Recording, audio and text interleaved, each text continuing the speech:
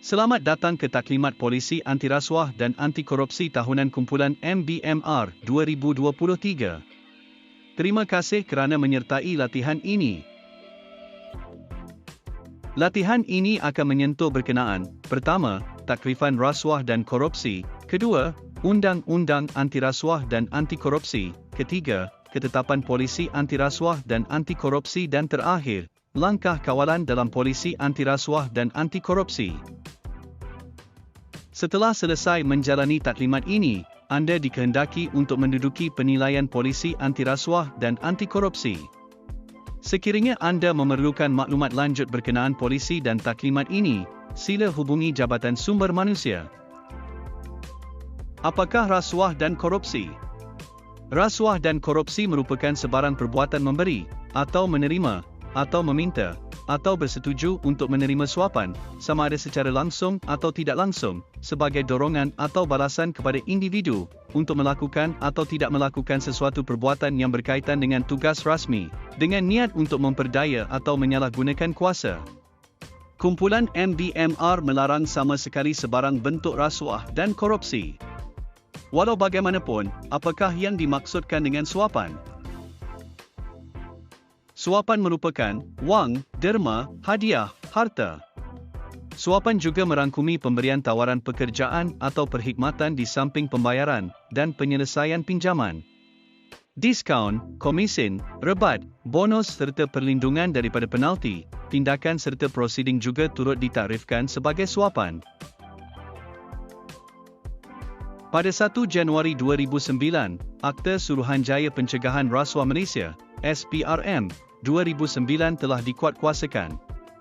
4 kesalahan utama telah ditetapkan oleh Akta SPRM 2009, iaitu: pertama, meminta dan menerima suapan; kedua, menawar dan memberi suapan; ketiga, menggunakan jawatan atau kedudukan untuk suapan; dan keempat, mengemukakan tuntutan palsu. Contohnya, dalam kes pertama, seorang pegawai kerajaan telah didapati bersalah di bawah akta ini atas tuduhan meminta dan menerima rasuah dalam bentuk wang tunai berjumlah RM30,000, cek tunai berjumlah RM30,000 serta satu set golf bernilai RM2,500.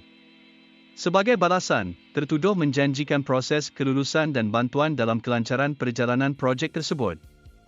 Dalam kes kedua, seorang dekan dari sebuah institusi pengajian tinggi awam telah didapati bersalah kerana memperakui invoice pembekalan peralatan sukan palsu bernilai RM138,600. Di bawah Akta SPRM 2009, sabit kesalahan, penjara tidak melebihi 20 tahun dan denda tidak kurang dari 5 kali ganda nilai suapan atau RM10,000, mengikut mana-mana lebih tinggi. Pada 1 Jun 2020, peruntukan liability korporat telah dikuatkuasakan di bawah Seksyen 17A, Akta SPRM 2009. Mengapakah penguatkuasaan Seksyen 17A, Akta SPRM 2009 signifikan?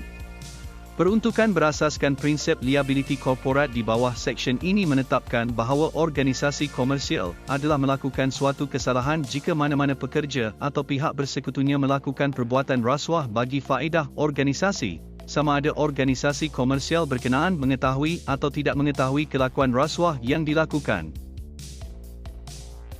Di bawah Seksyen 17A, Akta SPRM 2009, sekiranya organisasi komersial didapati bersalah, pengarah, rakan kongsi, pengurusan, pekerja serta individu yang melaksanakan tugas bagi pihak organisasi komersial boleh dihukum. Di bawah Seksyen 17A, Akta SPRM 2009, sabit kesalahan, denda tidak kurang 10 kali ganda nilai suapan atau RM1 juta, yang mana lebih tinggi, atau penjara tidak melebihi 20 tahun, atau kedua-duanya sekali. Pada 18 Mac 2021, sebuah syarikat sewa kapal telah menjadi organisasi komersial pertama yang didakwa di bawah peruntukan ini. Syarikat berkenaan didakwa berikutan salah seorang pengarah syarikat berkenaan telah memberikan suapan berjumlah RM321,350 kepada ketua pegawai operasi sebuah syarikat minyak dan gas. Suapana berkenaan adalah bagi memastikan syarikat sewa kapal berkenaan dianugerahkan kontrak penyewaan kapal bagi kerja-kerja cari gali minyak pada tahun 2020. Seksyen 17A, Akta SPRM 2009 menimbulkan satu persoalan penting. Bagaimanakah organisasi komersial, dalam konteks ini, kumpulan MBMR dapat membela diri? Organisasi komersial dapat membela diri dengan membuktikan bahawa tata cara mencukupi telah dilaksanakan untuk menghalang terjadinya insiden rasuah dan korupsi. Walau bagaimanapun, hal ini menimbulkan satu lagi persoalan penting, apakah yang dimaksudkan dengan tata cara mencukupi? Pada Disember 2018, Garis Panduan Tata Cara Mencukupi telah dikeluarkan oleh kerajaan seperti yang dikehendaki di bawah Seksyen 17A-5 Akta SPRM 2009. Apakah Garis Panduan Tata Cara Mencukupi? Garis Panduan Tata Cara Mencukupi merupakan garis panduan untuk membantu organisasi komersial memahami kaedah pelaksanaan tata cara mencukupi yang boleh dilaksanakan bagi mencegah berlakunya rasuah yang berkaitan dengan aktiviti perniagaan. Garis Panduan Tata Cara Mencukupi adalah berdasarkan 5 prinsip teras, iaitu TRUST, iaitu, pertama, komitmen pengurusan atasan. Kedua, analisis risiko. Ketiga, pelaksanaan langkah kawalan. Keempat, pemantauan, penilaian dan penguatkuasaan secara sistematik dan terakhir, latihan dan komunikasi. Kumpulan MBMR komited terhadap nilai dan amalan integriti dalam urusan operasi dan perniagaannya. Justeru, polisi anti-rasuah dan anti-korupsi kumpulan MBMR telah digubal selaras dengan garis panduan tata cara mencukupi. Kumpulan MBMR mengambil pendirian toleransi sifar terhadap sebarang bentuk rasuah dan korupsi. Amalan rasuah dan korupsi dilarang secara keras. Pemakaian polisi ini tidak terhad kepada pengarah dan pekerja kumpulan MBMR sahaja, malah terpakai kepada semua kaki tangan yang dipinjamkan dari atau ke syarikat subsidiari, bersekutu atau usaha sama dan pihak ketiga. Apakah tanggungjawab yang telah digariskan dalam polisi anti-rasuah dan anti-korupsi kumpulan MBMR? Pertama, membaca dan memahami panduan dan ketetapan yang telah digariskan dalam polisi anti-rasuah dan anti-korupsi kumpulan MBMR. Kedua, mencatatkan semua transaksi dan bayaran dengan segera, tepat dan terperinci. Ketiga, sentiasa merujuk transaksi yang mencurigakan kepada pegawai atasan untuk mendapatkan panduan tentang tindakan seterusnya. Keempat, mengambil perhatian terhadap sebarang petunjuk atau bukti sekiranya terdapat sebarang kemungkinan pelanggaran terhadap polisi anti-rasuah dan anti-korupsi kumpulan MBMR. Kelima, menyertai dan melengkapkan dengan segera sebarang latihan, penilaian dan perakuan anti-rasuah dan anti-korupsi tahunan dan terakhir, mendapatkan nasihat sekiranya terdapat sebarang keraguan atau ketidakpastian berkenaan tindakan yang wajar diambil dalam situasi tertentu. Dengan pelaksanaan polisi anti-rasuah dan anti-korupsi di peringkat kumpulan MBMR, adakah kita dibenarkan untuk menawar, memberi dan menerima hadiah, hiburan maupun perbelanjaan perjalanan? Ya, kita dibenarkan untuk menawar, memberi dan menerima hadiah, hiburan dan perbelanjaan perjalanan. Walau bagaimanapun, hadiah, hiburan dan perbelanjaan perjalanan yang ditawar, diberi dan diterima tertakluk kepada ketetapan-ketetapan mutlak. Apakah ketetapan-ketetapan mutlak yang telah digariskan dalam polisi anti-rasuah dan anti-korupsi? Ketetapan-ketetapan mutlak yang telah digariskan dalam polisi anti-rasuah dan anti-korupsi adalah: pertama, hadiah, hiburan serta perbelanjaan perjalanan hendaklah sah di sisi undang-undang, tidak diminta serta bebas daripada sebarang niat jenayah atau korup. Justeru, sebarang penawaran, pemberian, permintaan serta penerimaan hadiah, hiburan serta perbelanjaan perjalanan dengan niat korup adalah dilarang sama sekali. Kedua, hadiah, hiburan dan perbelanjaan perjalanan hendaklah diberi atau diterima secara terbuka dan telus. Justeru, penerimaan hendaklah dilakukan secara terbuka di pejabat dan mesti direkodkan dan diisytiharkan. Ketiga, penawaran, pemberian dan penerimaan hadiah, hiburan serta perbelanjaan perjalanan tidak boleh mempengaruhi atau dilihat mempengaruhi sebarang penilaian urus niaga, tindakan atau keputusan penerima.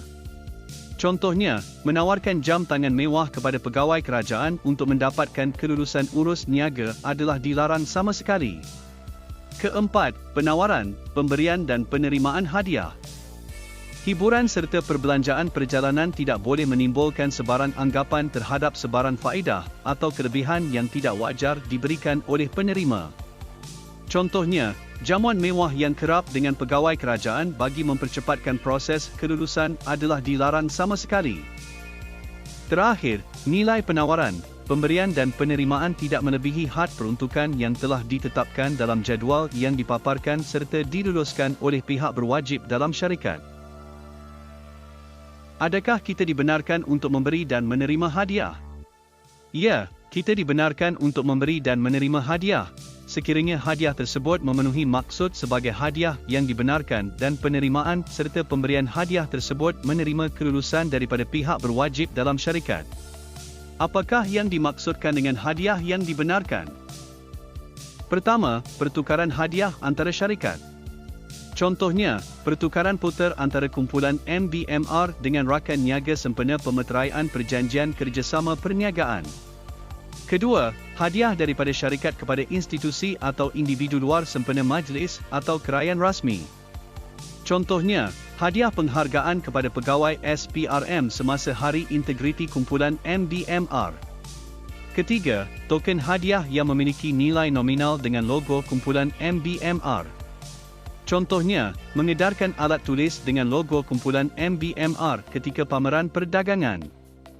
Hadiah yang dibenarkan turut merangkumi hadiah daripada kumpulan MBMR kepada pekerja, pengarah atau ahli keluarga mereka sempena majlis atau kerajaan rasmi, sama ada dianjurkan oleh pihak dalaman atau pihak luaran dan diiktiraf oleh pihak syarikat. Contohnya, hadiah cabutan bertuah kepada pekerja ketika majlis makan malam tahunan syarikat. Selain itu, hadiah atau token sempena musim perayaan atau majlis-majlis kerajaan yang lazimnya akan disambut, sama ada daripada atau kepada rakan niaga. Contohnya, hadiah kepada rakan perniagaan sempena hari raya. Bagaimana pula dengan hiburan? Sebagaimana yang digariskan dalam polisi, kita dibenarkan untuk memberi dan menerima hiburan, tertakluk kepada, pertama, terma dan syarat dan kedua, kelulusan daripada pihak berwajib dalam syarikat sebelum memberi atau menerima sebarang bentuk hiburan. Terma dan syarat bagi sebarang penerimaan dan pemberian hiburan adalah seperti berikut. Pertama, pemberian hiburan hanya terhad kepada jamuan makan dan minum sahaja dan tertakluk kepada kelulusan daripada pihak berwajib. Kedua, jemputan ke majlis sosial hanya boleh diterima dengan sebab yang munasabah seperti memenuhi keperluan tugas, tidak mewah serta tidak rutin. Pemberian serta penerimaan perbelanjaan perjalanan adalah dibenarkan, tertakluk kepada, pertama, terma dan syarat yang digariskan dalam polisi anti rasuah dan anti korupsi kumpulan MBMR. Kedua, kelulusan daripada pihak berwajib dalam syarikat bagi sebarang pemberian dan penerimaan perbelanjaan perjalanan. Apakah terma dan syarat bagi pemberian dan penerimaan perbelanjaan perjalanan? 3 terma dan syarat telah ditetapkan dalam polisi anti rasuah dan anti korupsi kumpulan MBMR iaitu: pertama, perbelanjaan perjalanan hanya dibenarkan bagi urusan syarikat sahaja seperti pemeriksaan fasiliti, peralatan dan mesin serta rundingan kontrak perniagaan syarikat dan latihan. Kedua, perbelanjaan perjalanan yang diberi atau diterima menerima kelulusan daripada pihak berwajib dalam syarikat. Ketiga, perjalanan tidak dilarang oleh undang-undang atau polisi rakan niaga. Derma, tajaan serta tanggungjawab sosial korporat adalah dibenarkan. Walau bagaimanapun, pemberian derma, tajaan serta tanggungjawab sosial korporat tertakluk kepada terma dan syarat. Bagi mengelakkan sebarang penyelewengan serta penyalahgunaan derma, tajaan serta tanggungjawab sosial korporat, terma dan syarat berikut telah dikenakan. Pertama, derma, tajaan dan tanggungjawab sosial korporat tidak digunakan untuk merencana atau mengaburi perbuatan rasuah dan korupsi. Kedua, proses usaha wajar mesti dijalankan bagi memastikan penerima tidak mendedahkan kumpulan MBMR kepada risiko dilihat memperoleh kelebihan atau faedah yang tidak wajar dan penerima merupakan entiti yang berwibawa dan memiliki kemampuan berorganisasi bagi memastikan pengurusan dana yang berhemah. Terakhir, pemberian derma, tajaan dan tanggungjawab sosial korporat menerima kelulusan daripada pihak berwajib dalam syarikat. Di samping itu, Polisi Antirasuah dan Anti Korupsi kumpulan MBMR turut melarang pembayaran fasilitasi serta sumbangan politik bagi pihak kumpulan MBMR. Apakah yang dimaksudkan dengan pembayaran fasilitasi? Pembayaran fasilitasi merupakan bayaran yang dibuat kepada individu yang mengawal proses atau keputusan bagi mendapatkan atau mempercepatkan pelaksanaan tugas atau fungsi rutin atau pentadbiran. Contohnya, bayaran yang diminta daripada pegawai imigresen di pintu sempadan negara bagi mempercepatkan proses pengimportan mesin dari luar negara. Sumbangan politik dalam sebarang bentuk bagi pihak kumpulan MBMR adalah dilarang sama sekali. Walau bagaimanapun, sumbangan politik oleh mana-mana pengarah atau pekerja secara sukarela dan peribadi adalah dibenarkan. Sebarang pemberian dan penerimaan hadiah, hiburan, perbelanjaan perjalanan, derma, tajaan serta tanggungjawab sosial korporat hendaklah diisytiharkan. Bagaimana pengisytiharan dapat dilakukan? Pertama, lengkapkan borang pengisytiharan antirasuah dan anti korupsi. Seterusnya, dapatkan kelulusan bagi pengisytiharan tersebut. Borang yang telah diluluskan kemudian hendaklah dihantar kepada Jabatan Sumber Manusia. Polisi Antirasuah dan Anti Korupsi kumpulan MBMR turut menetapkan bahawa akuan antirasuah dan anti korupsi hendaklah dilakukan setiap tahun. Bagaimanakah akuan ini dibuat? Pertama, baca dan fahami Polisi Antirasuah dan Anti Korupsi kumpulan MBMR. Seterusnya, sila tanda tangan akuan antirasuah dan anti korupsi. Akuan yang telah ditandatangani dikehendaki untuk dihantar kepada Jabatan Sumber Manusia.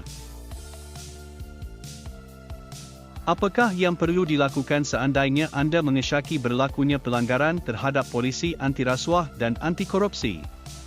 Laporan terhadap sebarang bentuk pelanggaran terhadap polisi ini boleh dilakukan melalui dua cara. Pertama, anda boleh membuat laporan kepada ketua jabatan anda.